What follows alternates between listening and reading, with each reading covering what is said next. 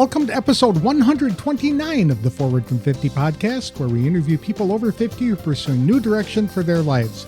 It's an opportunity for men and women to tell their stories, their way, and in their own words.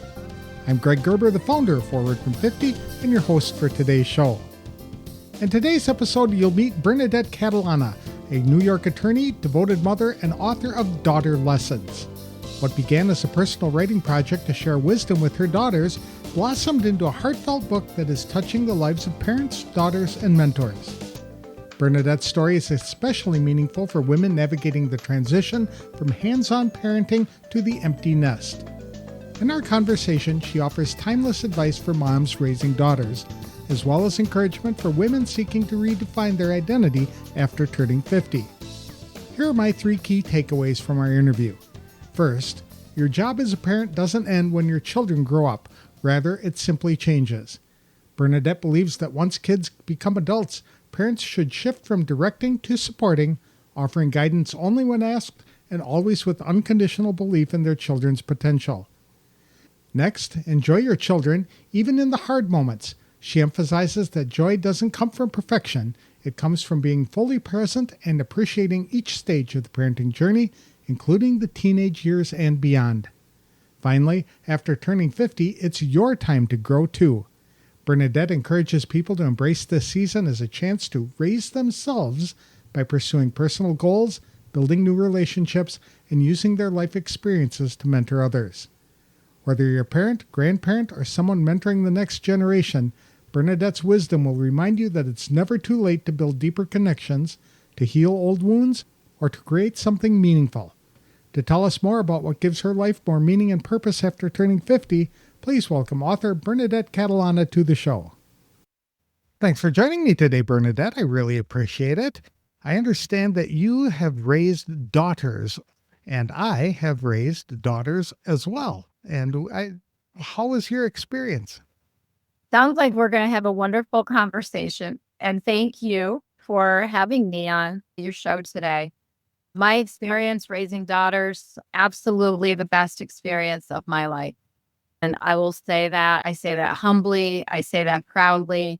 I feel like I've done a lot of things in my life and nothing compares to raising my girls. That's right. Yeah, good. I was a weird kind of guy because I only wanted daughters. I really did. I don't know why, from a young age. I said, I would like to be a father of daughters. So when daughter number 3 came, I was not disappointed at all. And other people are like, what? You didn't get a boy? Are you going to try again? And it's like, I am very content with my 3 girls. Girl dad. Yes, exactly. I can. That's right. And if you treat them respectfully their entire lives, the relationship with dads and daughters is just very close and one that can't be beat. Girls love their dad, and girls need their dads. Girls need their moms, and they need their dads. One of my favorite books that I recommend to men with daughters is Strong Daughters, or I think it's Strong Fathers, Strong Daughters, and it's by Meg Meeker. And that book is absolutely fantastic. If you haven't read it, you should read it. And I do. I recommend that book to any man who has daughters. It's a good one. I've not heard of it. I'll be sure to check that out. I think that would be neat. Yeah, it can be a tough book to read, especially if you haven't. So assuming your daughters are grown. They right? are, yes. Children. The book might be a little bit hard to read if your kids are small, but that's when you need it most. Right. And I will tell you, the father of my children, Mike, we were married for a long time. We're still very, very close. And he gave me that book to read, and he was reading it. And honestly, he had tears in his eyes, and he said, I want you to read this book. After him reading it, he said, I realized what you missed out on, because my dad was absent for most of my life. I shouldn't say most of my life. The second 10 years, 0 to 10, he was in our house. After that, he was not in our house. And I was very crushed by that because I loved my dad so much. and was really, really sad that he wasn't around. And it really touched me that the father of my children read this book and he said, well, I realize now what you missed out not having your dad around. And that meant a lot to me. That's And neat. yeah, and I read the book and I thought, oh yeah, gotta read this book. Just dads really need to lead their daughters into battle, so to speak. I will be sure to check that out and recommend it to any other dodos, dad of daughters only, that I know.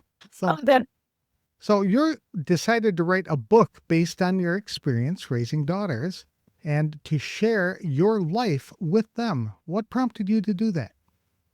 I think just the realization that my girls were getting to a point where they were leaving the house, leaving my home and my protection, and going out into the world. And probably the more sobering realization related to that, as there's going to be a point in time where I'm not going to be here anymore for them. I thought about it being one of 7 children. You really don't have an opportunity to be that close to your mom. And especially since my mom was a single mom for a lot of that time, she had even less time for us. I thought, I'm going to pick up my pen and I am going to sit down every day for a month and I'm going to write down a lesson for my girls. And then that grew into a website, Daughter Lessons. And out of that, so my book is really just a collection of essays that I've written over time for my girls. And I will show you the cover of the book. And the cover of the book is wonderful. We were at a wedding a couple of years ago in Curacao, and we were taking a selfie. And while we were taking a selfie, the photographer of the wedding took a picture of us. And it was really fun. Great picture. So we had another picture planned for the cover of the book, but we switched to this one. And I tell people the only 2 people that need to read this book, as far as I'm concerned, are the 2 people on the cover. But I have had such an amazing experience writing this book and realizing that it has resonated with other moms of daughters, and not even necessarily moms of daughters, people who are daughters themselves, people who have maybe men who have daughters. It's a meditation on love, on life, on learning. Absolutely. I remember those days when we were approaching the empty nest, and my ex-wife and I, we actually were excited. We started a countdown 5 years before the baby left, and we would count down and put in our annual Christmas newsletter kinds of things. We have 1,247 days till Becky graduates kind of thing. And we were looking forward to it. And when the empty nest came, I was completely unprepared for the feelings of loss that I would have, where I lost my purpose as a father. They all went on their own separate ways. And it was devastating for me. You, on the other hand, leaned into it and started this important project to teach your daughters who you are and the important lessons that they might need to know in life. Yeah, I probably didn't have as much. I did have the intention to help them know me, but you're right. It probably goes beyond that somewhat. And it is that, what do you need to know in life? I think the other modeling, we model for our children throughout their lives. And those are really the lessons that they internalize. Not what our mom and dad saying, what are mom and dad doing? And what are they doing? And I think it's important for them to see us as people. We don't always get to know our parents as people. And once we do, I think it makes all the difference in the world. And I'll tell you a little story. So I mentor a lot of younger lawyers. I love doing it. I call it's my professional mom job, right? So I have my kids and I have my work kids, and I cherish that experience as well.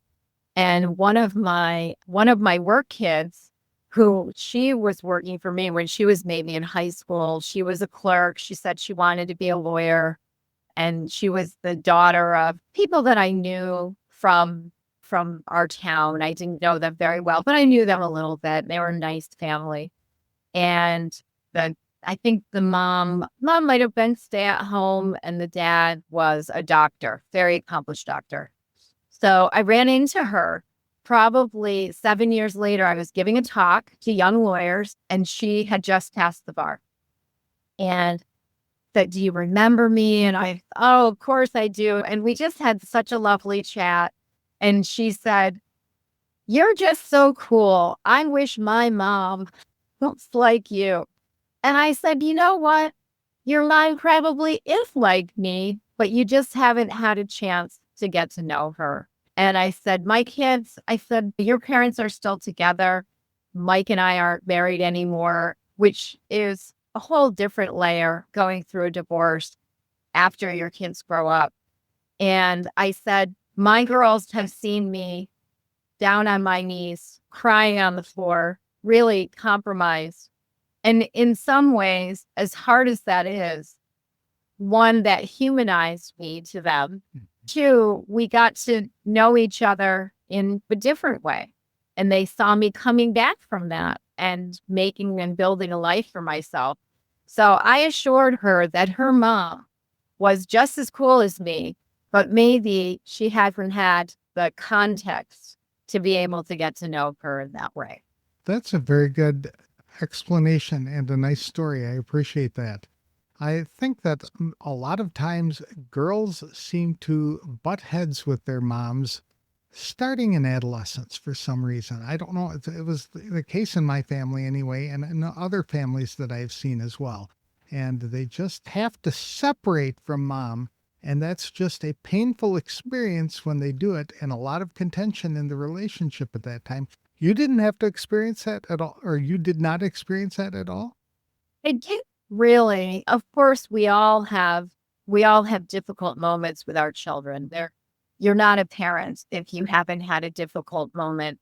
And I certainly was the disciplinarian in the family. But the one thing that I think helped me bridge the gap is that I never lost faith in my children. Even in those bad moments, I still believed in them. I knew they were going to be okay. When you're one of 7 children raised by a single mother and everybody emerges in one piece and with educations, and we all have families of our own, and we've all raised good kids, I knew the odds were we were going to be okay. I never had any despair. And I think my girls knew that. I believed in them without question, even on the worst day. It's easy to love someone on their best day. Graduation day, the day of the recital, the day of the big game. Yeah, easy to love your kids on those days, but we are called to love our children on their worst days and show them that we believe in them without waiver. And I think those lessons are probably more important with our adult children because, right, little kids, little problems, big kids, big problems. As we continue to parent our kids into adulthood, what are we helping them? We're helping them with big things. We're helping them make life decisions about life partners, career choices, buying a house, things like that, confronting infertility issues. The things that our kids come to us with as adults are harder subjects. It might not be every day. They might not be coming to us as often. But when they do come to us, it's usually something big.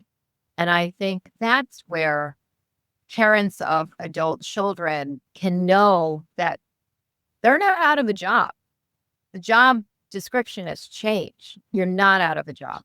That's right. Once the nest empties out, your job just changes. The job description does. You never stop being a parent, even though I thought once the nest went empty, we'd have more time together and we would be able to do things. And we certainly could have, but the job as a parent never did end.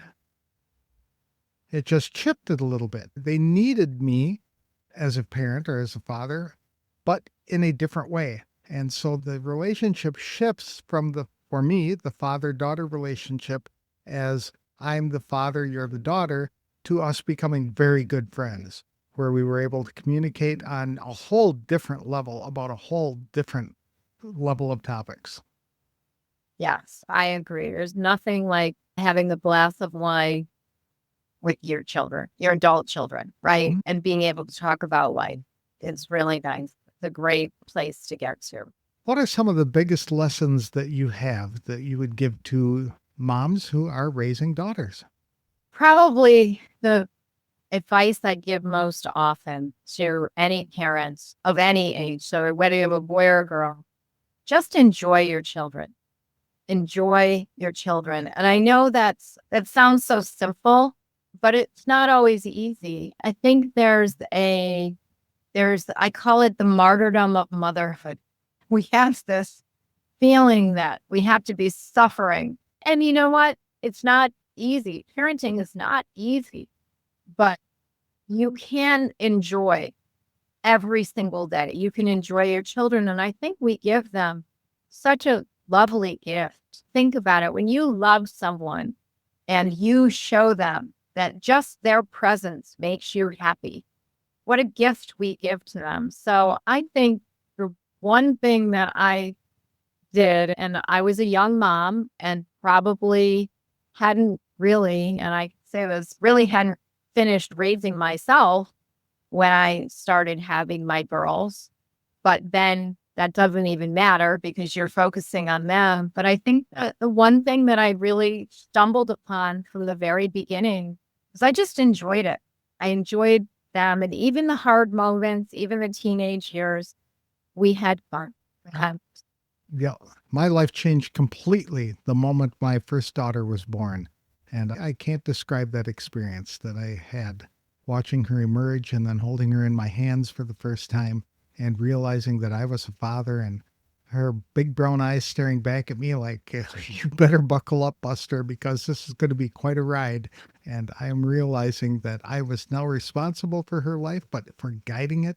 It was an awesome moment. And it's just one that like I said, changed my life forever.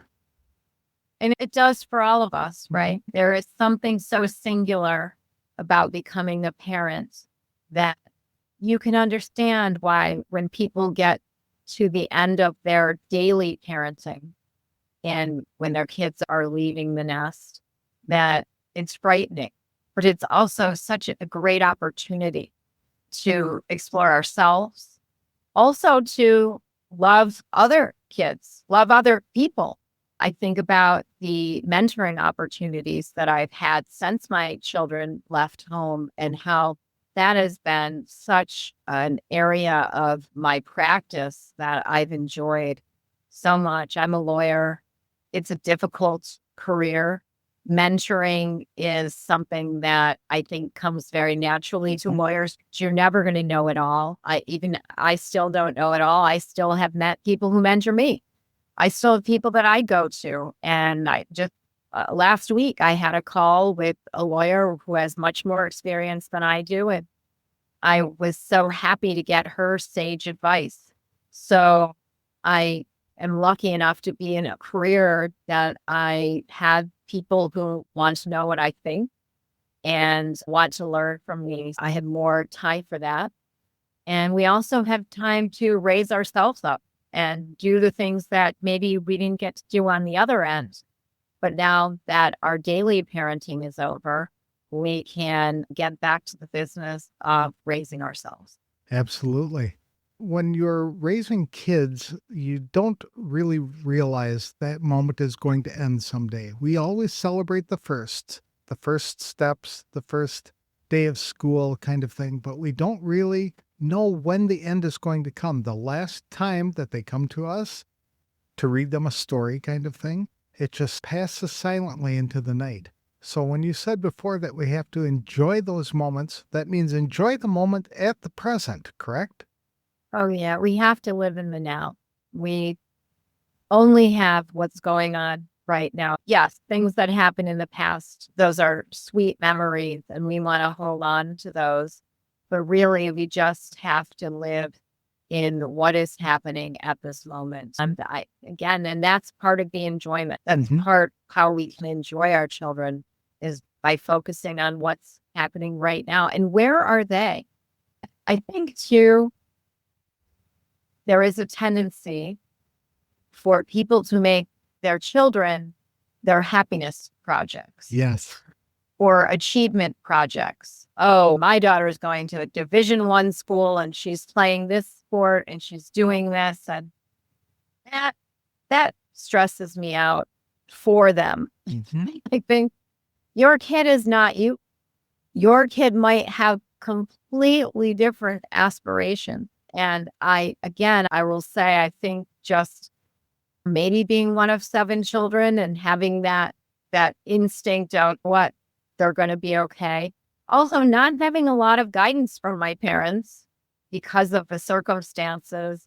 I never felt like I had to interfere with my children's choices, and I trusted them. If they said they wanted something, then I wanted it for them and was completely committed to it. But I have to say, Mike and I were both very good at not foisting upon our children what we thought would be best for them. Yes, that is a tragedy. I've seen that over and over again, where the parents put such heavy expectations, like you are going to graduate and you're going to work in the family business kind of thing, or you're going to go to school and you're going to be a doctor or an accountant or whatever the case might be. And They push that, and the child is not at all equipped in that, or equipped, talented, interested in that kind of career field.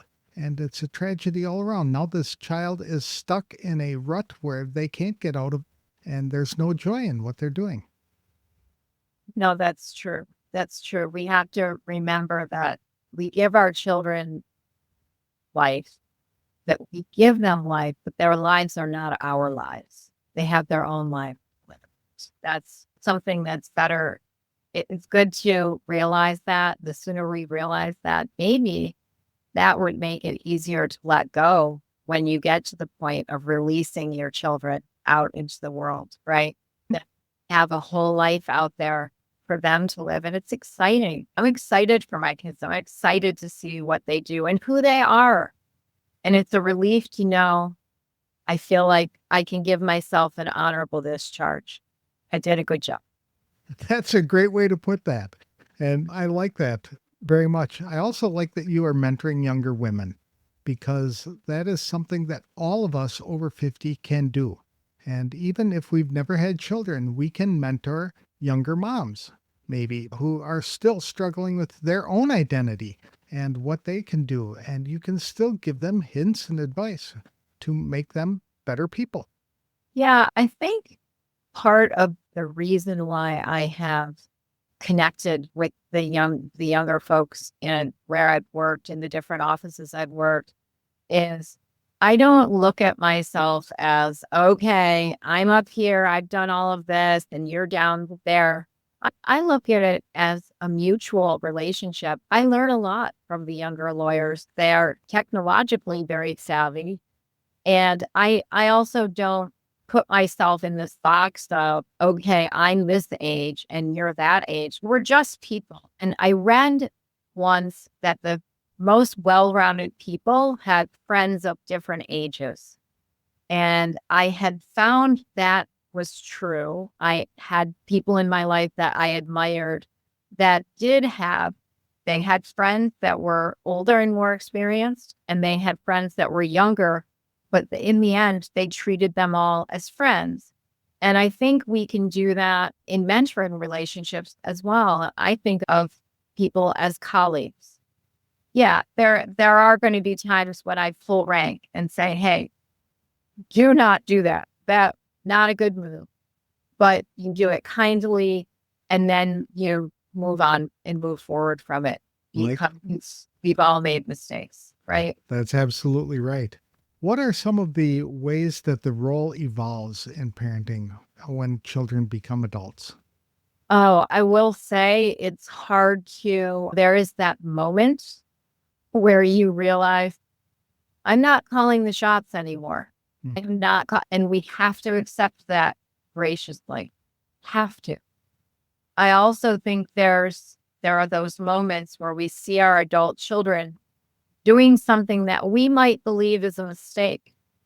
And we still have to cede control to them, their decision. And my daughter, Carly, and I had this talk, and we come to a absolute 100% agreement on it, that it's hard to watch somebody make what we think is a mistake, but it's their mistake to make. And it's all part of growing and living. And I look back on my life and I think of some of the things that I did that I probably would have done differently in hindsight, that I might consider a mistake. And you know what? Those were the best growth opportunities that I had. And those were the things that helped me become who I am. So who are we to judge?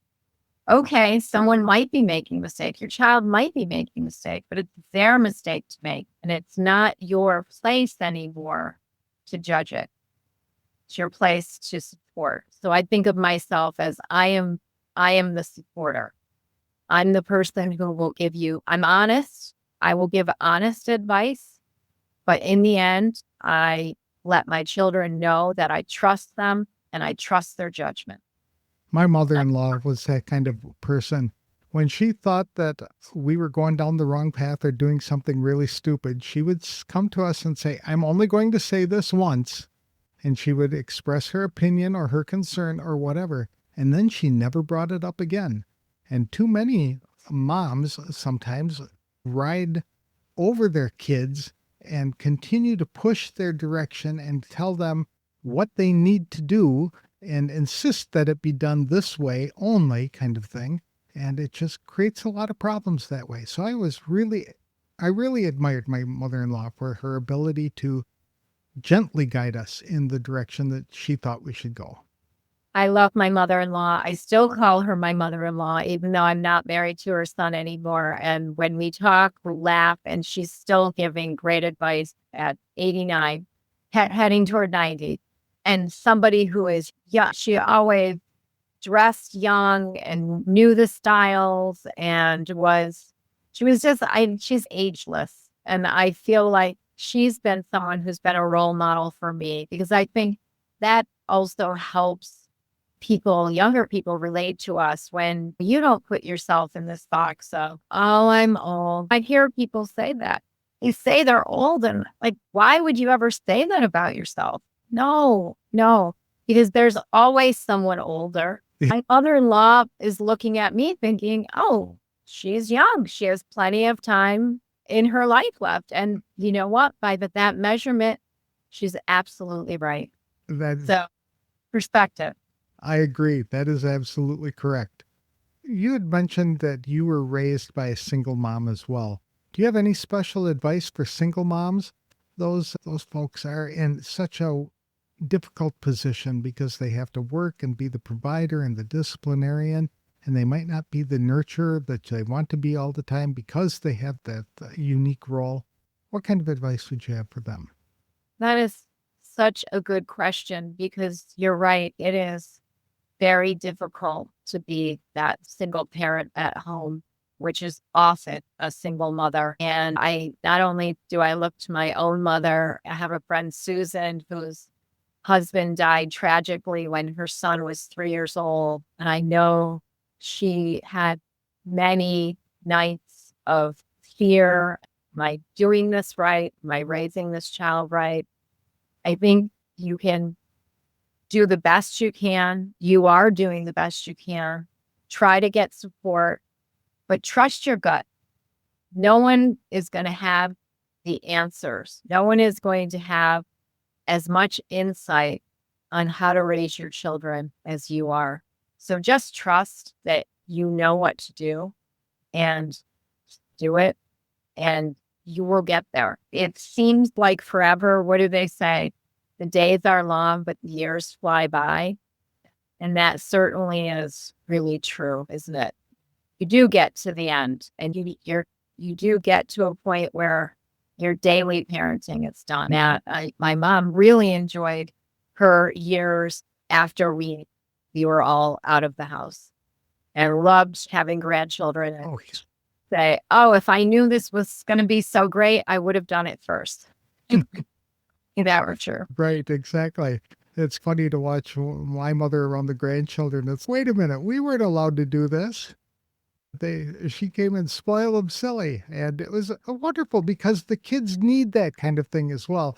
They need the parents to provide the direction and the support, but they also need the grandparents to come in and just give a special kind of love that they can't get anywhere else. Yes. Yeah. Nobody loves us like our grandparents. My grandmother, both of them were wonderful ladies. My dad's mother was probably my most favorite person on the earth until my children were born. I loved her. I loved her laugh. I can still hear it ringing in my ears. And she was just pure love. And I think that's what we are called to be for our grandchildren. It's just to Mhm. be that pure love and have that energy for them. And that's also a very satisfying part of being out of the daily business of parenting, right? Mhm. That we have those opportunities to love our children's children. This applies to to moms who are married and single moms as well. How do you find the appropriate work life balance so that you can be there for your kids and to enjoy being with them? Wow, that's almost a trick question. But I'm going to flip this around and Okay. I don't believe in work-life balance. I call it work-life integration because you know what? I'm never just at work or just at home, especially now, especially post-COVID. We know that we can work in our home Mhm. and we can raise children, do some parenting on the fly. And I think that we don't just shut one off. I remember as a young mom and I went to law school after I had my girls. So they were maybe in kindergarten and first grade when I was getting back into the workforce after I graduated from law school. And I would sit at my desk and I would cry sometimes because I missed them so much. Felt so overwhelmed being at the office. So when you're at the office, you want to be home. But then I would be home and I would think of all the things that I had to do at the office. And then there was this thing called the internet. And suddenly I'm able to work on a brief when my kids are having a snow day. So we could all be at home together. They could be playing. I could be making them breakfast, lunch, and dinner, but I could still do work. That was an amazing thing. And then we started having these things called iPhones. And wow, we could get our email on the iPhone. And I could go on vacation and still take care of some work things. So I feel like we're living in such a wonderful time now. Our work life and our home life can be integrated with each other. And I think it has been important for my girls to see me work. Even now, I will be spending time with my daughter and her family out on Long Island, and she and her husband and I are all working. And then it comes to noon on Friday, and I might still have some calls, and they might take a lunch break, and then we all go back to work, or we've learned how to do it. And it enhances our time together. It's always easy to say, oh, the good old days. Mhm. Good old days are now. We have a lot of opportunities and we have more opportunities to be side by side with the people we love. Mhm. If that means I have to answer an email, I'm on vacation. Guess what? I'm going to answer the email. It's not that big of a deal. We can do that. And I think just learning how to do it smoothly. We don't want to be slave to our phone. We don't want to be zombie parents where we're constantly looking down. Nothing makes me more sad than that. But we can do it with some discipline. And I think it's a great thing. That's great. One of the problems that I think moms face more than dads do, although I've went through it myself, is the guilt of the mistakes that we made when the kids were growing up. How can moms let go of that kind of guilt?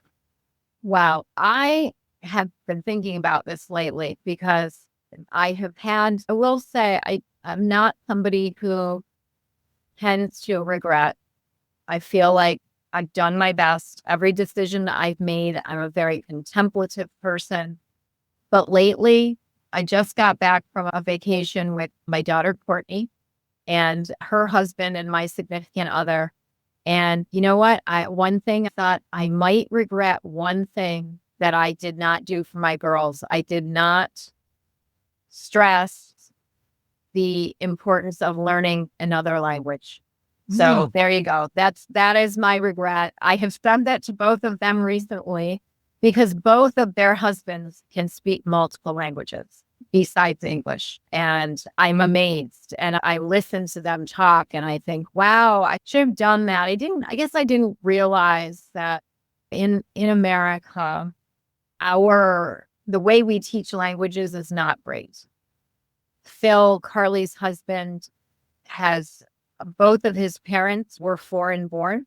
So he is first generation American on both sides. So he speaks Finnish. His mother's Finnish, and he speaks French. His father is not French, but his father grew up before he came to the U.S. in Egypt, where they spoke French. What? Yeah, so he was French speaking. So Phil speaks French and Finnish.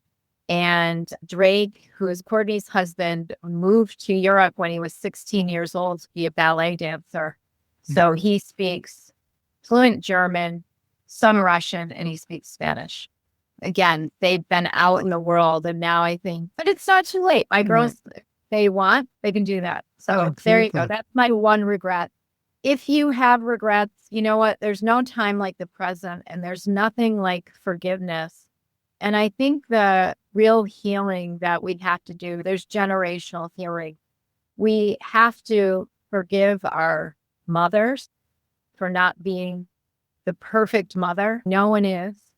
We have to forgive ourselves for not being perfect mothers, all doing our best. And regret is really a wasted emotion. Exactly. Move forward.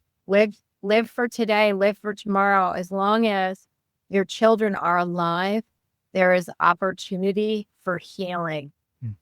If you can just get out of that. I think there's a lot of blame and shame.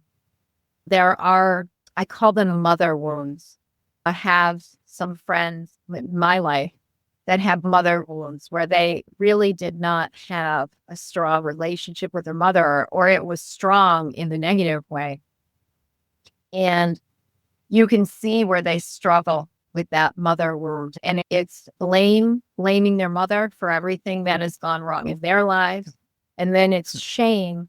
Why didn't my mother love me perfectly? Why wasn't my mother better? Oh, it must be because of something's wrong with me. So the blame and the shame. And I think the sooner we get out of that blame and shame and move forward, one of the things that I have counseled these friends to do is try to examine what was your mother's relationship with her mother. It might not have been all of that great. So before we start pointing fingers at our parents, thinking, oh gosh, our parents were crappy parents, maybe take a look at their parents. Right. Maybe their parents weren't all that great. And maybe your parents, wow, maybe they were a huge improvement over their parents. So I think in order to have what, many people are referring to as generational healing, we have to look back and think, how did my mom come up? How was she raised? What was the family dynamic there? And by asking those questions and delving in, we can find answers and we can exonerate. Another exercise that I have done and I have advised people to do is, and this comes really easy to me because I'm a lawyer, but anyone can do it. If I am feeling really bad about myself and how I handled a situation, I will sit down and I will write an essay exonerating myself, thinking of, okay, these are the reasons behind why I made this decision, and really delving into it, trying to And not saying I won't take the responsibility and I won't take the blame, but when it gets to a point of I'm taking too much responsibility and I'm taking too much blame, how can I exonerate myself? How can I justify? How can I look at myself and say, you know what? You did the best you could with what you knew. And now that you know better, you'll do better. And I think those are two really simple things that people can do today to help move them forward so that they can not look at their parenting with regret, shame, or blame, but just for the joyful series of joyful moments that it. That's a great piece of advice. Thank you very much for that. I'm very interested in why you became a lawyer. I became a lawyer because I had Carly. So I graduated from undergrad, got married 6 months later. I had Carly a year later. And then I had Courtney. I was pregnant with Courtney and I was working at what is now called JP Morgan Chase. It was called Chase Manhattan Bank at the time. And I hated the fact that I had to leave Carly with a care provider and was thinking, oh, now I'm going to have to leave my two little ones with a care provider. And I thought, but I've got to do more with my life if I'm going to be raising these girls. How am I going to get them? We've got to pay for school. We've got to pay for college. At that point, we had a very small house and needed another house. So I knew, okay, I'm not going to go out and get this big job right now while I'm 6 months pregnant with my second baby. But how can I lay a plan for the future that will allow me to, one, be home more now, but two, be able to support them the way I knew I needed to. And I thought, oh, go back. I always loved school. I won't say I always loved school. I always loved college. College was great for me. I discovered that it's cool to be smart in college. My college career I loved it. I really did love school and was a really strong student. And I always loved to write. And I didn't even know any lawyers. Literally did not know a single lawyer. But I thought, I think lawyers need to be good writers. And I'm a good writer. Okay. So that was literally my logic. I signed up for the LSAT. I did not take any course or do anything. I just ordered, you could get free sample tests from the LSAT organization. And I stayed home the day before the test. I took 5 practice tests and I thought, okay, I got this. I went, I was huge. I had this huge 6-month pregnant belly and could barely fit. It was like those old fashioned desks, like with the arm. And I was like barely fit in the desk. And I took the exam and I came home and I was crying. And I told my husband, I'm going to cancel my scores. I did terrible. I don't know why. I thought I could do this. And all the emotions and the hormones just got the better of me. But then a few days later, I thought, you know what? Let's just ride it out. If I'm not meant to go to law school, then, and I did bad, then great, then I'll know. But if I did well, then I'll know that too. So I did. And I remember getting the scores probably, I would say maybe a month or two later. I was home alone with my daughter, with Carly. Mike was working. And I opened the envelope and I did better than I ever could have dreamed of doing. And I remember like falling on my knees and thanking God I did not cancel those scores. And that was it. That's incredible. So you did a couple of practice tests the night before and that was it. And you did good. I guess you are naturally built to be a lawyer. I went to Catholic school my whole life. And the nuns really taught us how to be good test takers. I will say that Catholic school, my mother we went to Catholic school the whole way through, and Catholic schools really teach you how to be test takers. So I'm going to credit all the nuns that I had throughout my life. And it really was meant to be. And that, that was one of those situations where I was confused. I didn't know what to do. I missed being with my kids. But going to law school was great because when you're in school, you're not in school 9 to 5, 5 days a week. It was hard. Don't get me wrong. But I put my kids to bed at night. They were such good angels. They were angels. They would go to sleep. They would sleep for 12 hours. And my husband worked at night. So I had long hours every night to study. And that's how I did it. And I had school breaks. I had the whole summer off. So I could be with them and spend time with them. And by the time I was done, Carly was in kindergarten full time. And Courtney was in her last year of preschool. Oh, that's neat. It worked. Things do work out. What type of law did you specialize in? I am a defense attorney. I defend companies in toxic exposure cases. Okay. That's what I do. It again unfolded and it's worked. It's worked out well. My sister just retired as a public defender up in Wisconsin. And Wow. So you've got it in the blood too. There's a lawyer in the family, that's for sure. So what kinds of things do you do for fun that gives you a diversion from all of this?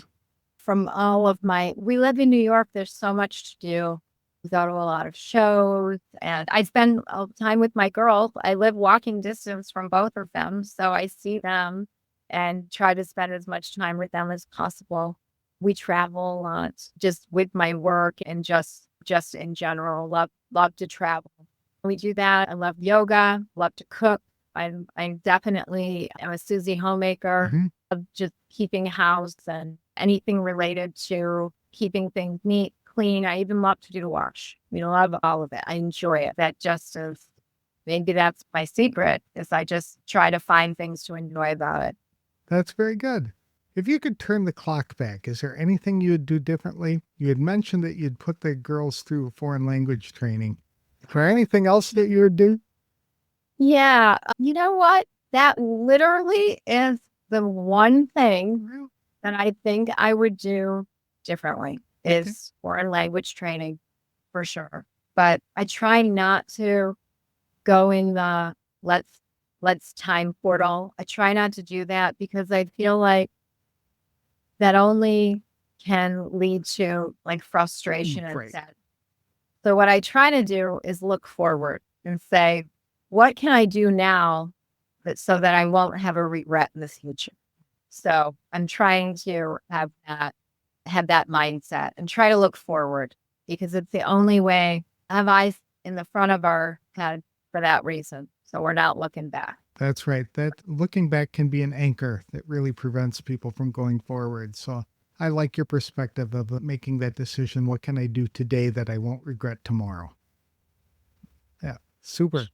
Do you have any advice for people over 50 who may be struggling with what to do to give their life more meaning and passion? Yeah, don't put yourself in a box. We live in a very ageist world. And 50 is nothing. This is life begins. Life begins. When you think of it, you're probably a lot better off financially than you were when you were 20. If your kids are heading toward the door and you are going to be an empty nester or you already are an empty nester, you have a lot more freedom to rewrite your story.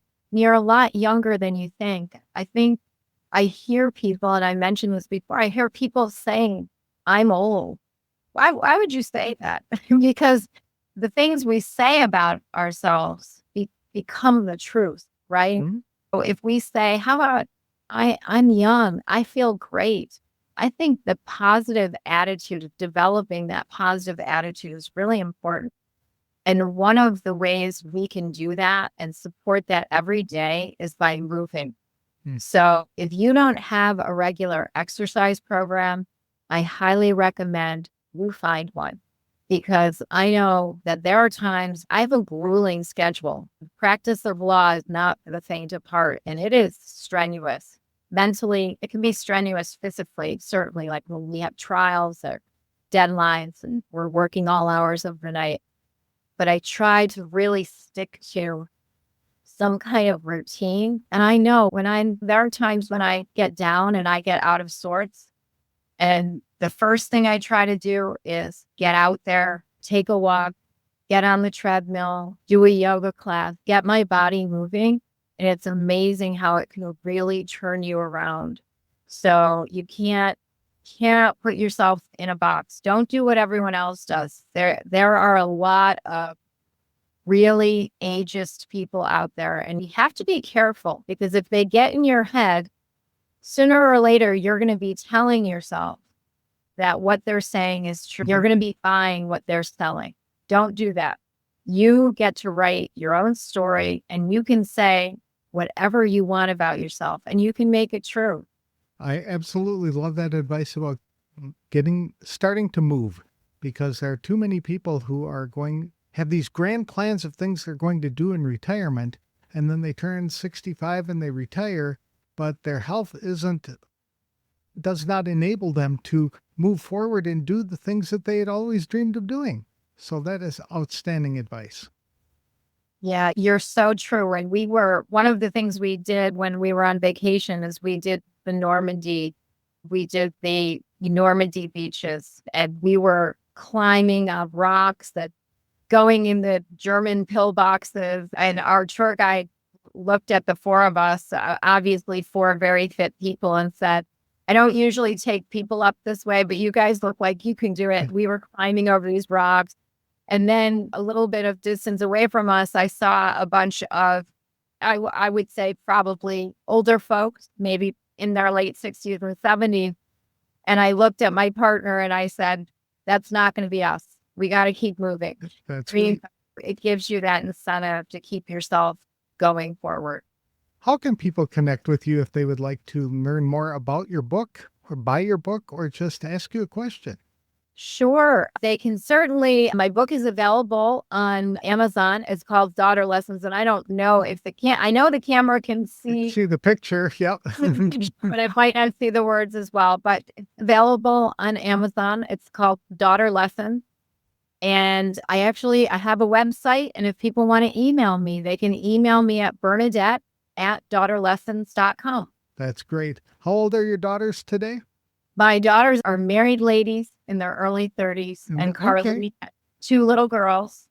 Blake is 3 and Gemma is 2. Oh. So it's like reliving my life with these 2 little girls a year apart. And nothing makes me happier than that. That is so cool. Thank you very much for joining me today, Bernadette. I really appreciate it. You've got a lot of wisdom to share with other people about how to have a great mother-daughter relationship. And so thank you for taking the time to tell us about it. Oh, thank you, Greg. I loved our conversation.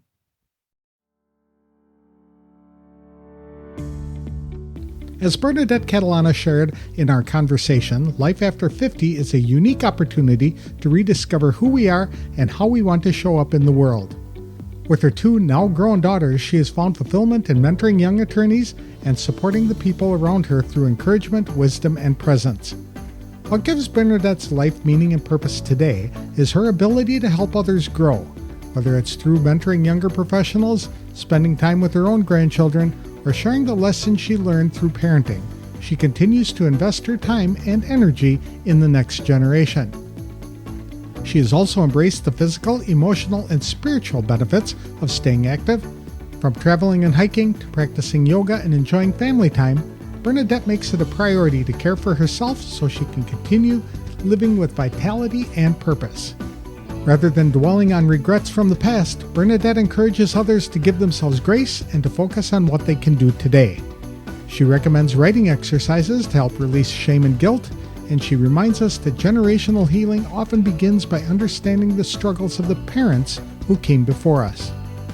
Her advice to anyone over 50 who may feel stuck or uncertain is to avoid putting themselves in a box. Age should never define what is possible. By choosing to stay curious, keep learning, and surrounding ourselves with people of all ages, we remain open to growth, connection, and new adventures. People can connect with Bernadette through her website at www.daughterlessons.com. Her journey is a beautiful reminder that our influence does not end when our children grow up. In many ways, that is when our relationships deepen and our legacy begins to take shape. Bernadette's book, Daughter Lessons, is available on Amazon and in other bookstores. That's all for this week's show. If you'd like to start living a more meaningful life, I encourage you to download our free guide to finding purpose, which is available at www.forwardfrom50.com. I'll have another inspirational interview on the next episode of the Forward from 50 podcast. Thanks for listening, and if you like this show, please consider leaving a review wherever you download the episodes.